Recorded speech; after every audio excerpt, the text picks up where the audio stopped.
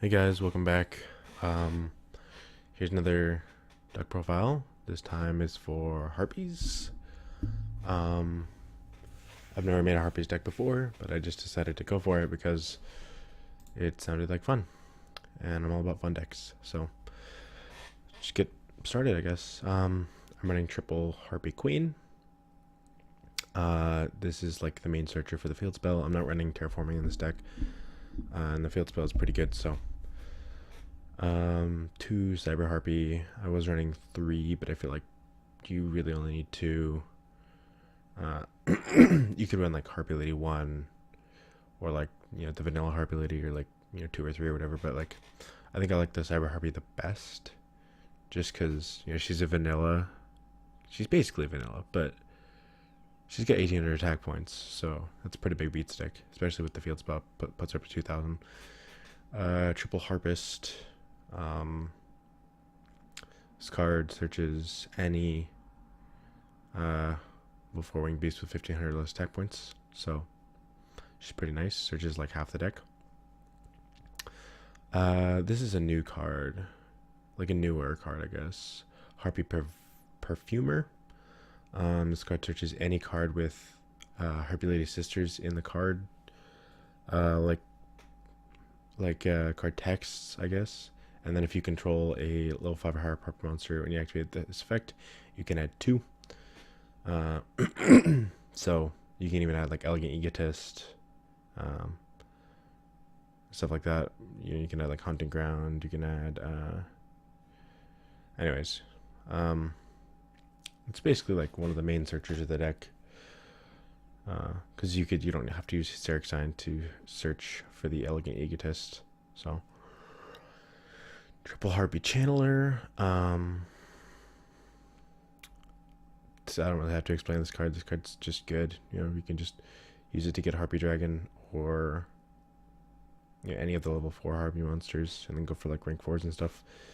And because it becomes level 7 when there's Dragon type monster in the field, you can make rank 7s and stuff. This is Harpy Oracle, just 1. This card's pretty new as well. You can special summon from your hand if you control a level 5 Harpy monster. And then when this card's normal special summon, you can add 1 spell trap from your graveyard to your hand that specifically lists Harpy Lady Sisters and its card text, but during the end phase of the turn. So it's not great. That's why I'm running 1 though, but it is pretty decent. You can recycle like your Elegant Egotist and stuff. 2 Harpy Dancer. This card's effect is not that great, honestly. But it is, useful because, like, let's say you have Harpy Dancer and you activate Elegant Egotist to get a Cyber Harpy Lady. You return the Cyber Harpy to your hand and then normal summon like a Perfumer, and then you can just get Elegant Egotist back again. And there's no like, or can this give him the graveyard? I don't think I can give him the graveyard actually, but you can get like a field spell or something. So yeah, I'm running 2 just for that ability, and it's searchable off of Harpist. So I'm running 2 Harpies Pet Dragon. I would run 1, but I feel like you draw it like way more than you should, and getting it off of Channeler is like really good. So you can't get it from your hand with Channeler. So running 2, and then 1 Harpy Lady Sisters. I'm only running 1 of this card because you can just put it back with the Harpy's Feather Nest or Harpy's Feather Rest. So, but you can't put the Pet Dragon back, unfortunately. And then I'm running 2 Garuda the Wind Spirit, just for rank 4 plays. And that wraps up the monsters. Let's move on to the spells. Like I said, I'm running triple of the Harpy's Feather Rest. This card's pretty good. You target 3 Harpy Lady or Harpy Lady Sisters in your graveyard, shuffle them in the deck, and then draw 1 card. And then if you control a level 5 Harpy monster, you can draw 2 cards. And then you can special summon monsters except for Wind, and you can only activate 1 per turn. So it gives us some draw power. You don't have to run this card. I like it because it recycles your Harpy monsters back to the deck, and it gives you some draw power. And then obviously 1 Elegant Egotist. This card's really, really good. It basically just gets you a free monster from the deck. Mostly it's going to be Harpy Lady Sisters because she's like the beat stick of the deck. Uh, but you only need to run one of these because there's so much stuff to search it, like triple Hysteric Sign as well as triple Perfumer, and then the Oracle to bring it back. And Hysteric Sign also gets from the graveyard, so you only need one. Anyways, like I said, triple Hysteric Sign. This card adds an Elegant Egotist, and then when it's sent to the graveyard during the end phase of that turn, you can search 3 Harpy cards, but you can't do both of them in the same turn. So if you activate the card and search an Elegant Egotist, you can't search the 3 cards at the end of the turn if it's destroyed. So you have to do it like next turn or something. But yeah, Hysteric Sign's pretty good. You definitely run triple load just because like it doesn't just search, it adds it from the graveyard as well. So triple Harpies Hunting Ground. Whenever you summon a Harpy, you get to destroy a spell or trap card on the field, and then all winged beasts gain 200 attack and defense. So this card becomes 2150. The Queen becomes 21. This card becomes like 2000. So that basically just pumps all your Harpy monsters up just enough for they got some good beat sticks, as well as like the popping effect is really nice because you can pop your own Elegant, or you can pop your own Hysteric Sign. And then, or you can pop, I guess, the Elegance. Talk about that when I move on to the trap cards. 1 Foolish Burial and 1 Monster Reborn. Foolish Burial is basically just in here to dump the Harpist to get the search during the end phase. And then Monster Reborn is obviously Monster Reborn. I don't need to explain this card. I say it in every video, but like, there's no reason not to run this card. So definitely every single deck run this card.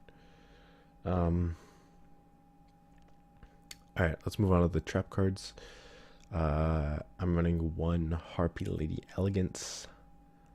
Shuffle 1 Harpy Lady Sister back into the deck, like that you control, and then special summon 3 Harpy monsters, one with different original names from the deck, graveyard, and hand. But you have to summon 1 from each, and then you can special summon monsters for those turn except for 1 monsters. And then if this card you control will be destroyed by the effect of a Harpy card or your opponent's card, add 1 Harpy monster from your deck to your hand. So I'm running 1 just because I am running the Harpy Lady Sisters, and it has potential to just storm the field with monsters. But just the 1 because you only really need the 1, and you can search it pretty easily. So, and any more is just too much. You're not really going to be using this card effect very much. And because it's, if you have the Harpy Lady Sisters on the field, and like a Harpy in your hand, and 1 in your graveyard, and then 1 in the deck, like you can just get it like a Perfumer as well, so you can get some pluses. You can also get the Dragon, so that's pretty nice. Triple Hysteric Party. This card is basically like Monster Reborn on freaking steroids. You can just summon up to 5 Harpy monsters from the graveyard.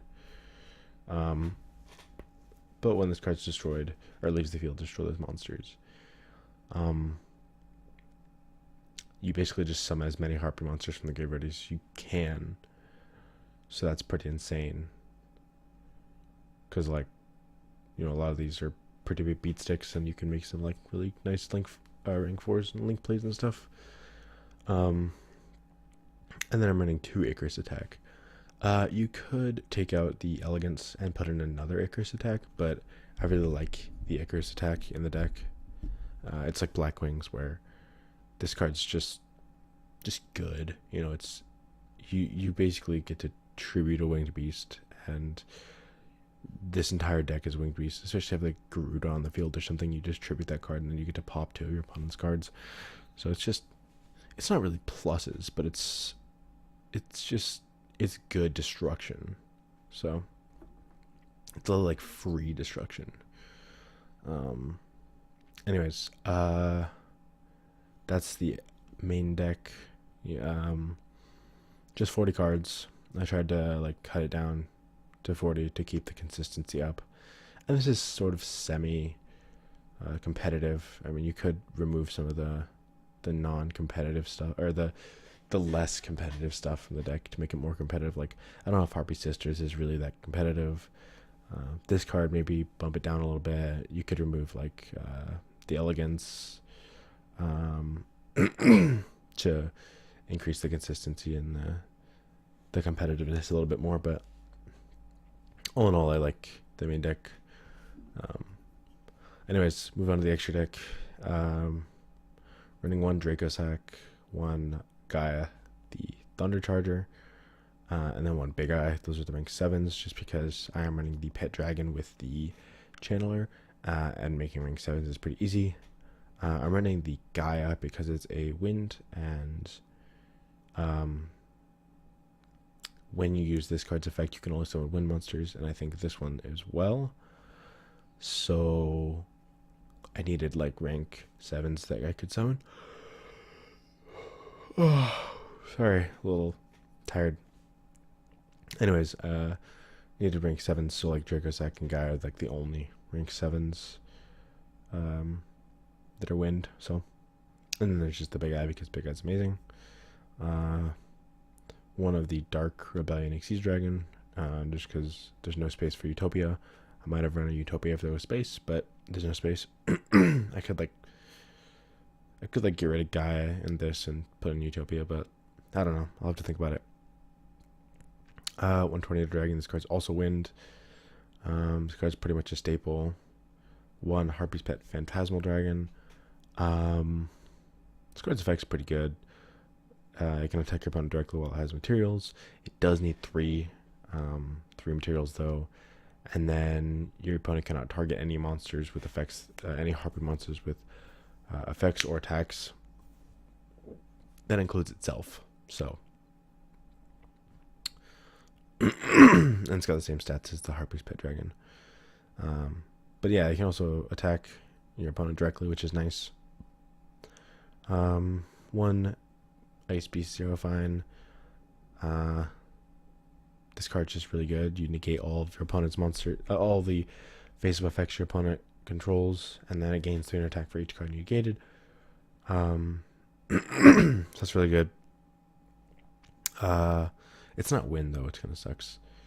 One Castel. This card's pretty much a staple as well. It's also wind. And then if you're running a rank 4 wind deck like Lightning Chidori, it's so good. If they control a face down card, when it's summoned, you basically get to put that card to the bottom of your opponent's deck, and that's mandatory. Like, you don't need to detach for that. And then you can detach to target a face-up card and put it on the top of the deck. So that has potential for like 2 removing non-destruction effects. So it's like Castel, but like Castel needs like face-up cards, and this has the potential to this has to remove 2 materials, and this shuffles into the deck, but this just puts it on top, and then it also does like a face down one, and that puts it on the bottom, which is nice. So I'm running 2 of this guy. I mean, yeah, if you're running a rank 4 wind deck, definitely run this guy. I'm running him at 2 just because he's so good.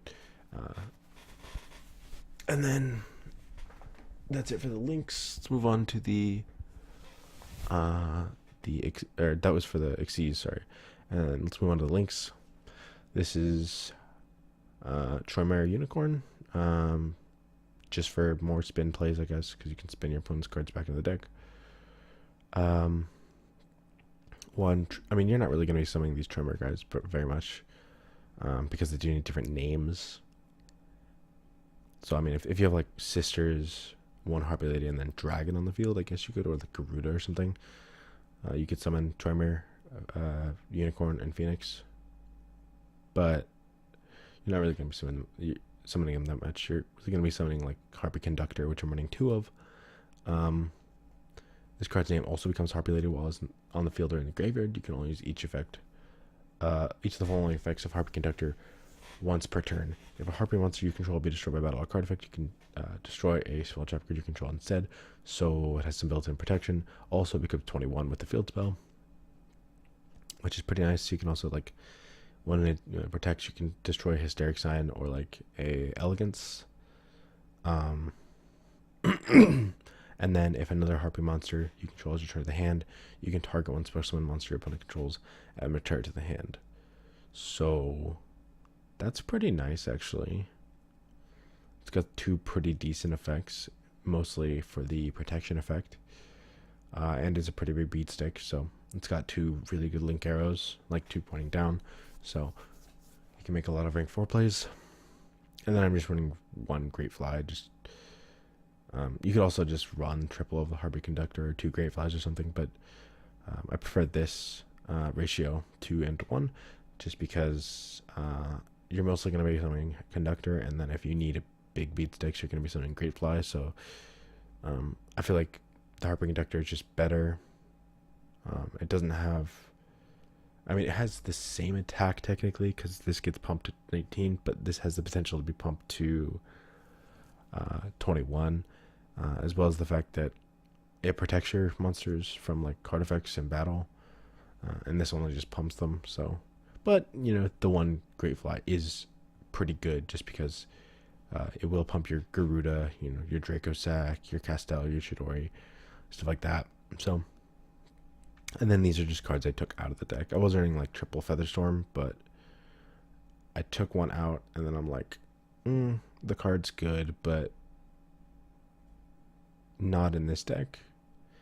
And you can activate like whenever if you control Harpy monster.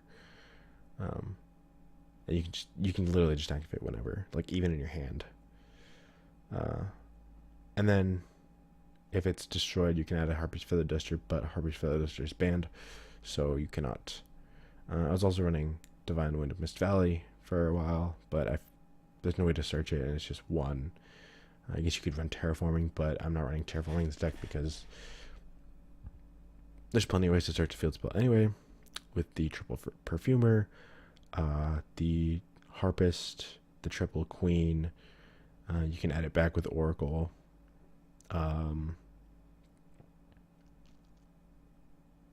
Yeah, so I decided to take out Divine Wind of Mist Valley. I was also running Phoenix Formation, but it's not that good. It's fun, but it's not very viable. That's just because like you need to control 3 or more Harpy monsters, and then you just get to destroy.